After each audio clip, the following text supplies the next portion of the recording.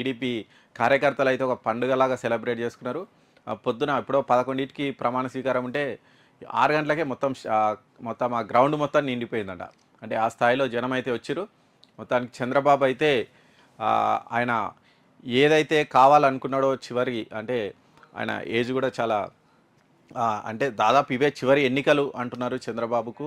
సరే ఆ తర్వాత ఆయన ఖచ్చితంగా వాళ్ళ కొడుకుకు ఆయన రాజకీయాలు అప్పచెప్పవచ్చు, క్రియాశీల రాజకీయాలకు కాస్త దూరంగా ఉండి పార్టీని నడిపించవచ్చు, లేదంటే నెక్స్ట్ టైం కూడా కావచ్చు. కాకపోతే చాలామంది అయితే అదే భావనలో ఉన్నారు.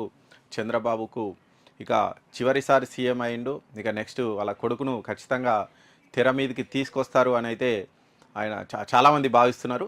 సరే అది డిఫరెంట్ చర్చ, దాని గురించి తర్వాత మాట్లాడుకుందాం. కానీ ఇక ఇక్కడ రేవంత్ రెడ్డి అయితే నిజానికి ఆయన కూడా చాలా హ్యాపీగానే ఫీల్ అయి ఉంటాడు. ఎందుకంటే చంద్రబాబు అసలు విడవాలి అని లేకున్నా అసలు నిన్ను వదలొద్దు అనుకొని మనసు రాక వదిలాడు ఇక్కడ తెలంగాణలో పార్టీని. ఎందుకంటే ఇక్కడ తెలంగాణలో టీడీపీ పని దాదాపు ఇక శూన్య దశకు చేరుకున్నటువంటి దశలో ఇక ఆయన తప్పనిసరి పరిస్థితుల్లో పార్టీ వీడాడు. ఆ పరిస్థితిని కూడా చంద్రబాబుకు చెప్పారు. చంద్రబాబు కూడా ఓకే అన్న తర్వాతనే ఆయన పార్టీని వీడి కాంగ్రెస్లో జాయిన్ అయ్యాడని కూడా చెప్తుంటారు. ఆ తర్వాత చంద్రబాబు కాంగ్రెస్తో కలవడం వెనుక కూడా గత ఎన్నికల ముందు చంద్రబాబు కాంగ్రెస్తో కలిసిండు, దాని వెనుక కూడా రేవంత్ రెడ్డి పాత్ర ఉందని కూడా చెప్తుంటారు. ఆ తర్వాత మళ్ళీ చంద్రబాబు కాంగ్రెస్కు దూరం అయినరు. అయినప్పటికీ రేవంత్ రెడ్డి మాత్రం కాంగ్రెస్తోనే కొనసాగి పీసీసీ చీఫ్ అయ్యి మొత్తానికి ఇక్కడ తెలంగాణలో సీఎం స్థాయికి చేరిరు. దాని వెనుక కూడా చంద్రబాబుది పాత్ర ఉందని కూడా చెప్తుంటారు. ఇప్పటికీ వాళ్ళు వేరే వేరే పార్టీలో ఉన్న, ఆయన కాంగ్రెస్లో ఉన్న, ఇక్కడ టీడీపీలో ఉన్నప్పటికీ, వేరే వేరే కూటమిలో ఉన్నప్పటికీ, అంటే ఈయన ఎన్డీఏ తోటి వాళ్ళు ఇండియా కూటమితో ఉన్నప్పటికీ, ఇండియా కూటమిని కాంగ్రెస్ లీడ్ చేస్తుంది కాబట్టి ఇద్దరు వేరే వేరే కూటమిలో ఉన్నప్పటికీ కూడా వాళ్ళిద్దరి మధ్యలో సన్నిహిత సంబంధాలు ఉన్నాయి. ఇక ఏపీలో జగన్ ప్లేస్లో చంద్రబాబు రావాలని చాలా బలంగా కోరుకున్నాడు రేవంత్ రెడ్డి అని కూడా చెప్తుంటారు. మొత్తానికైతే రేవంత్ రెడ్డి అనుకున్నట్టే, లేకుంటే రేవంత్ రెడ్డి అనుకున్నట్టు మనం చెప్పుకున్నట్టే అక్కడ చంద్రబాబు అయితే సీఎం అయ్యారు. ఆ చంద్రబాబు గెలిచిన తర్వాత కూడా ప్రమాణ స్వీకారానికి ఆహ్వానిస్తే ఖచ్చితంగా వెళ్తా అని కూడా ఏదో ఒక ఇంటర్వ్యూలో మనం రేవంత్ రెడ్డి అన్నట్టు కూడా చూసాం. కానీ చివరికి అంత మిత్రుడు సహచరునికి చంద్రబాబు ఆహ్వానం పంపించలేకపోయిండు. దానికి రాజకీయ కారణాలు వేరే ఉన్నాయి. ఆయన మనసు మొత్తం, నిజానికి రేవంత్ రెడ్డి మనసు మొత్తం ఈరోజు ఏపీలోనే ఉండొచ్చు.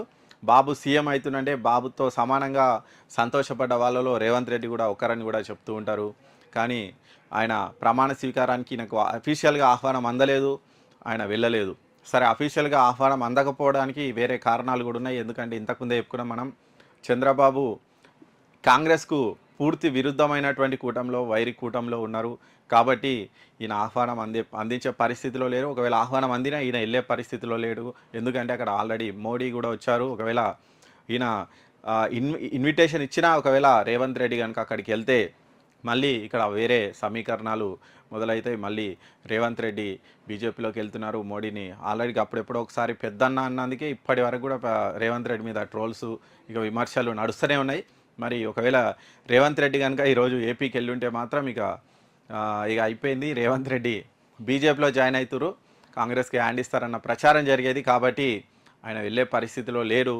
ఇక ఈయన కాంగ్రెస్ ముఖ్యమంత్రులను ఆహ్వానించే పరిస్థితిలో బాబు కూడా లేరు. అంటే వీళ్ళిద్దరికీ ఒకరిపై ఒకరికి ఇష్టం ఉన్నా కానీ ఇక ఆ ఇద్దరు అటువైపు ఇటువైపు ఉండేటువంటి పరిస్థితి. అంటే ఇద్దరు ప్రేమించుకుంటున్నారు కానీ కులాలు వేరైనట్టు అయిపోయింది ఇలా పరిస్థితి. ఎందుకంటే పెద్దలు ఒప్పుకోరు కదా, పెద్దలు అంటే వాళ్ళ హైకమాండ్లు. ఇక్కడ మోడీ ఒప్పుకోడు, ఇక్కడ సోనియా గాంధీ ఒప్పుకోదు. వాళ్ళు పెద్దలు, వీళ్ళు ప్రేమించుకుంటున్నారు కానీ ఒకరినొకరు కలుసుకునే పరిస్థితిలో లేరు ఎవరు, చంద్రబాబు, రేవంత్ రెడ్డి. నిజానికి ఈరోజు చంద్రబాబు ప్రమాణ స్వీకారానికి ఆయన దూరంగా ఉండడం అయితే ఆయన చాలా మిస్ అవుతున్నారు. అందుకే బాబు గారు మిస్ యూ అని మనం చెప్పుకుంటున్నాం. నిజంగానే చంద్రబాబును మిస్ అవుతున్నటువంటి రేవంత్ రెడ్డి ఇన్నర్ ఫీలింగ్లో ఏముందో మనకైతే తెలియదు. కాకపోతే ఆయనను దగ్గర నుంచి చూసినటువంటి వాళ్ళు చెప్తున్నటువంటి దాన్ని మాత్రం చంద్రబాబు ప్రమాణ స్వీకారాన్ని చేస్తుంటే రేవంత్ రెడ్డి టీవీలో చూసిరట, ఆయన బాగా హ్యాపీగా ఫీల్ అయినరని కూడా చెప్తుంటారు. ఆయనకు విషెస్ కూడా ఆల్రెడీ విషెస్ కూడా చెప్పారు చంద్రబాబు సీఎం అవుతున్నందుకు. రెండు రాష్ట్రాల సమస్యలను దగ్గరుండి కూర్చొని పరిష్కరించుకుందామని కూడా ఇక్కడ రేవంత్ రెడ్డి ఆల్రెడీ చంద్రబాబు చెప్పినటువంటి పరిస్థితి ఉంది. మరి రానున్న రోజుల్లో ఖచ్చితంగా 2 రాష్ట్రాల ముఖ్యమంత్రులు కలిసే అవకాశం అయితే ఉంది.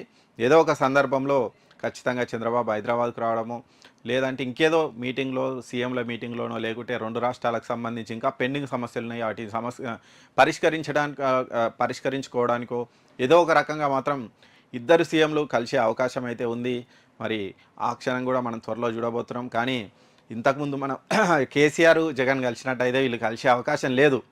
ఎందుకంటే మనం అప్పట్లో చూసినాం. కేసీఆర్ జగన్ ఇంటికి పోయి మంచిగా విందు భోజనం చేసిండు. జగన్ కూడా హైదరాబాద్ వచ్చి కేసీఆర్ ఇంటికి పోయి విందు భోజనం చేసిండు. కానీ ఇక్కడ వీళ్ళ పరిస్థితి అయితే అట్లా లేదు.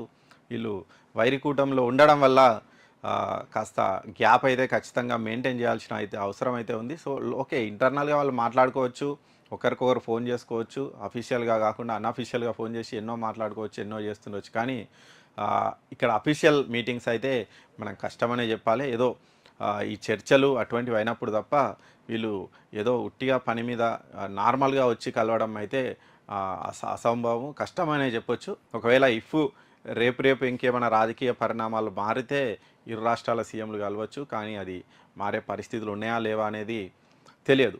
మొత్తానికైతే రేవంత్ రెడ్డి ఈరోజు చాలా హ్యాపీగా ఫీల్ అయ్యారంట. కానీ అక్కడికి ఆయన అంటే ఏపీకి వెళ్ళకుండా ఇంట్లోనే ఉండి ఆయన ప్రమాణ స్వీకారాన్ని అయితే చాలా శ్రద్ధగా చూసిండ్రు అనేది మనకు వస్తున్నటువంటి సమాచారం. ఇది ఈరోజు మనకున్నటువంటి ఈ చంద్రబాబు మిస్ యూ వెనుక ఉన్నటువంటి story. Thank you. Please subscribe Zindagi media. Hello, నమస్తే.